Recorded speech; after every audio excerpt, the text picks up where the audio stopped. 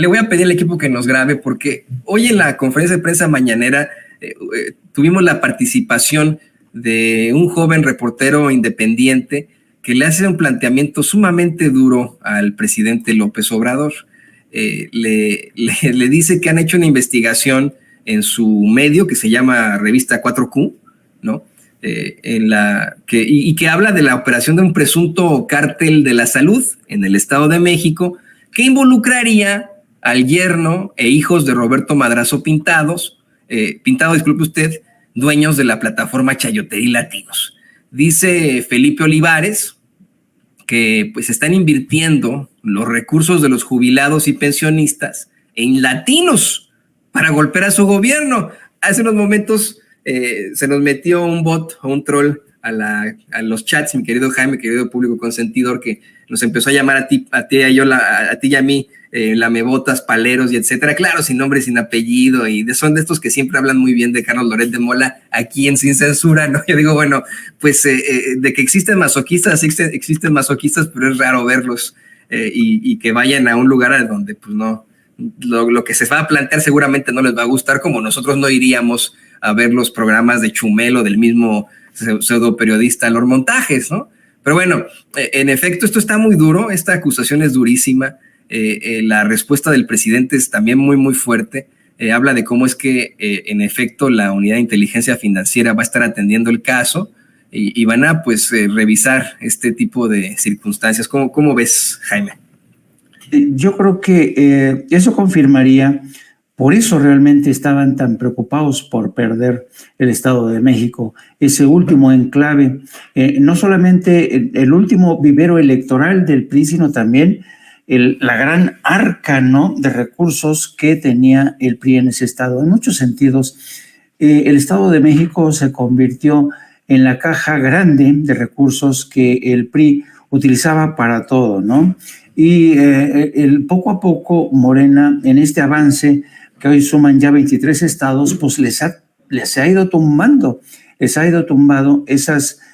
fuente de recursos que mantenían a vivos a organizaciones, a personajes como Roberto Madrazo, a proyectos de desinformación y de latinos y otros medios, porque yo no sé si ustedes se percataron, justamente en los prolegómenos de las últimas elecciones en el Estado de México, Televisa, TV Azteca, todos medios de comunicación privados estaban arrimando el hombro en defensa de Alejandra del Moral. Y a pesar de todos esos recursos invertidos, pues Delfina Gómez se impuso. ¿Por qué? Porque la gente ya está harta de esa robadera. Y además, otra cosa, el Estado de México no solamente era cueva de esos malandros que prácticamente se chupaban los recursos del Estado para proyectos personales, empresariales. Fíjate, qué vergonzoso esto, la utilización de las pensiones. Que hay que ser verdaderamente un desalmado para aprovecharse de los recursos de los pensionados, para utilizarlos, para hacerlos sudar en beneficio propio en la banca. Entonces yo creo que esto es imperativo, y sobre todo tratándose de un personaje como Roberto Madrazo, que ha sido la cabeza, en la punta de lanza, que ha estado junto con Carlos Loret de Mola y toda esta gente, Enrique Krauss, todos son los que han estado desde el inicio de esta presidencia atacando al gobierno de Andrés Manuel López Obrador. Qué bueno que lo trajeron hoy a colación, y eso te demuestra hasta qué punto realmente el PRI está hoy herido de muerte.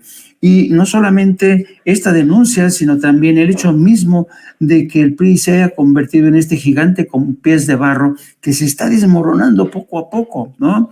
Yo creo que en muchos sentidos el PRI está lanzando sus últimos estertores, pero a mí lo que me gustaría, Toño, es que ahora sí, por favor, que haya una investigación que señale, apunte directamente a Roberto Madrazo, que haya rendición de cuentas, algo que desde mi punto de vista no hemos visto hasta ahora. Esa Fiscalía General de la República, Dios mío, con el señor fiscal que parece una tortuga, no avanzamos en uno u otro sentidos. Una de las principales razones por las que Andrés Manuel López Obrador conquistó la presidencia fue precisamente porque el pueblo de México tiene sed. no de venganza, tiene sed de justicia, quiere que haya rendición de cuentas. Pero esto no ha sido posible por varios factores, porque Andrés Manuel no quiso realmente desestabilizar al país política y económicamente porque él sabía de la fuerza económica que tenían los varones del PRI, sino porque también él sabía que el aparato judicial, me refiero a la Suprema Corte, al Consejo de la Judicatura, no iban a acompañarlo en esa batalla, que es muy dura, será muy dura.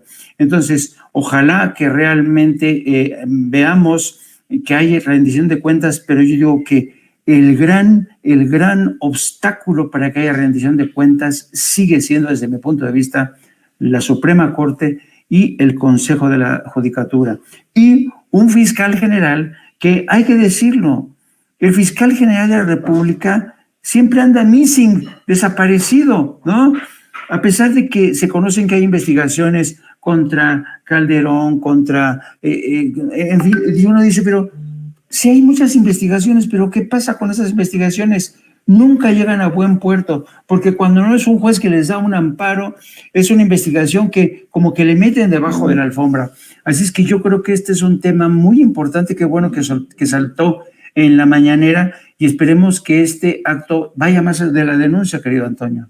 Definitivamente también estoy esperando que verdaderamente la Unidad de Inteligencia Financiera analice esto que se plantea, sin olvidar que antes de que se exhibiera a estas empresas distribuidoras de medicamentos a sobreprecio y que además de todo eran medicamentos de baja calidad en sexenios pasados, antes de que se exhibiera esto, teníamos un Roberto Madrazo incluso hablando del fraude en 2006, siendo como de alguna otra forma más cercano a la ideología de la Cuarta Transformación, y de pronto cambió absolutamente con la idea incluso de crear este medio de golpeteo, este medio de choque chayoteril llamado Latinus. Y bueno, Jaime, permíteme unir a esta conversación y darle la bienvenida a Vicente Serrano, con quien nos enlazamos hasta allá, hasta nuestros estudios en la Ciudad de México. Vicente, te vemos, te escuchamos y te abrazamos. ¿Cómo estás, mi querido Toño, mi querido Jaime, maestro? Qué gusto saludarte y saludar a todas las personas, a las miles de personas que están conectadas en vivo y en directo a esta transmisión. Creo que lo dice bien Jaime. Por cierto, Toño, tanto que nos golpetearon cuando le insistimos al presidente Andrés Manuel López Obrador, por lo que nos había dicho en exclusiva en una entrevista Santiago Nieto, ex titular de la Unidad de Inteligencia Financiera, sobre Enrique Peña Nieto.